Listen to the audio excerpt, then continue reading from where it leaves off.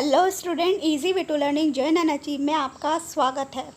और आज मैं पढ़ाने आई हूँ आपको क्लास 10th की हिंदी, जिसमें मैं आज लेकर आई हूँ मोस्ट इम्पॉर्टेंट एमसीक्यूज़ यानी कि महत्वपूर्ण बहुविकल्पीय क्वेश्चन, जो कि मैं आज लेकर आई हूँ आपके लिए 10 क्वेश्चन जो कि आपके बोर्ड एग्ज़ाम में स्टूडेंट आ सकते हैं।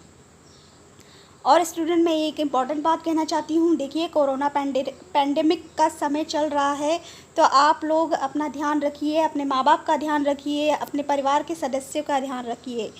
और ये जो समय है बहुत ही दुखद समय है स्टूडेंट, तो आप कोशिश करिए कि इस समय को ऐसे ही नहीं निकालिए, क्योंकि कुछ समय जाया कर रहे हैं, वेस्ट मत करिए। अगर आपको अपने सब्जेक्ट की नॉलेज नहीं लेनी है तो कम से कम आप उस सब्जेक्ट की नॉलेज लीजिए जो कि आपको आगे आने वाले समय में मिलेगा। क्योंकि भले ही आपके ये 2 साल ख़राब चले गए हैं, लेकिन कोशिश करिए कि आपके आगे आने वाले जो साल हैं वो अच्छे से निकले। तो आप अपनी पढ़ाई जारी रखिए। अगर जो 10th के हैं वो 10th का नहीं पढ़ रहे हैं तो कम से कम कुछ ऐसे सब्जेक्ट की नॉलेज ले, अपने बुक्स को अपना साथी बनाइए, फ्रेंड बनाइए, कुछ ना कुछ पढ़ते रहिए। क्योंकि अगर आप पढ़ोगे तभी ही कुछ बन पाओगे। और अगर आपका कोई मोटो है जो कि आप पूरा करना चाहते हैं, तो उस मोटो को पूरा करने के लिए आपको बुक्स को अपना फ्रेंड बनाना ही पड़ेगा। सो स्टूडेंट, मेरा कहना यही है कि आप लोग अपना जो भविष्य है वो वेस्ट मत करिए, और उसको अच्छा बनाने के लिए, सफल बनाने के लिए हर तरह की नॉलेज लीजिए स्टूडेंट, क्योंकि नॉलेज बहुत इम्पॉर्टेंट है आप सबके लिए।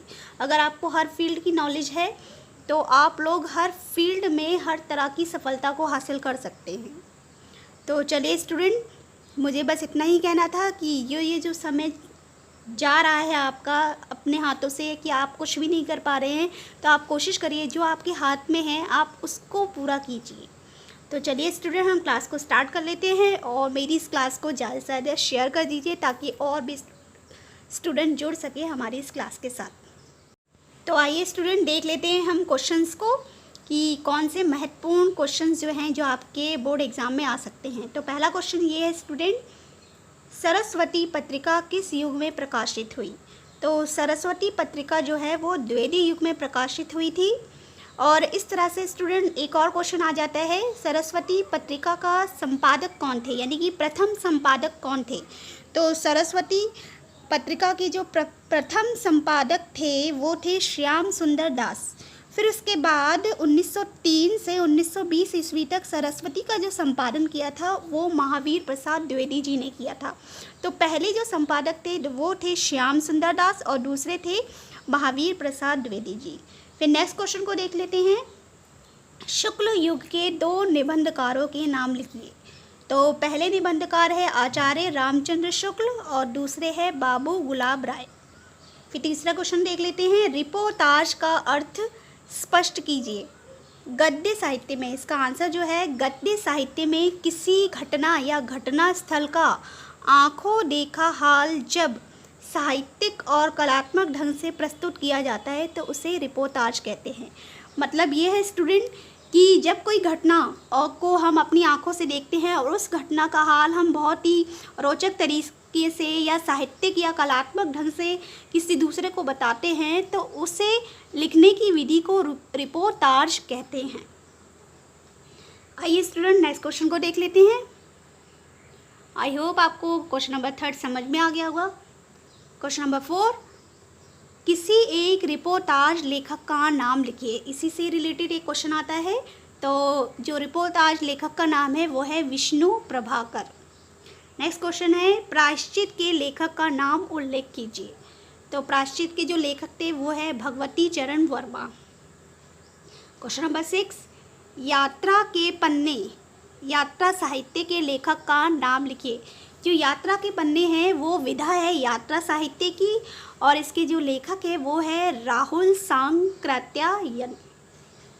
नेक्स्ट क्वेश्चन है क्वेश्चन नंबर 7,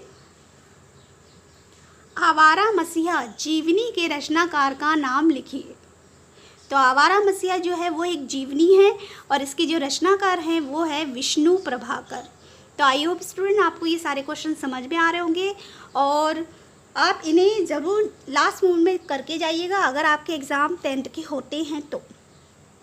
तो चलिए हम नेक्स्ट क्वेश्चन को देख लेते हैं, क्योंकि आज मैं जो क्वेश्चन लेकर आई हूँ वो 10 क्वेश्चन लेकर आई हूँ आपके लिए, जो कि बहुत इजी है और बहुत ही जल्दी आपको लर्न हो जाएंगे स्टूडेंट।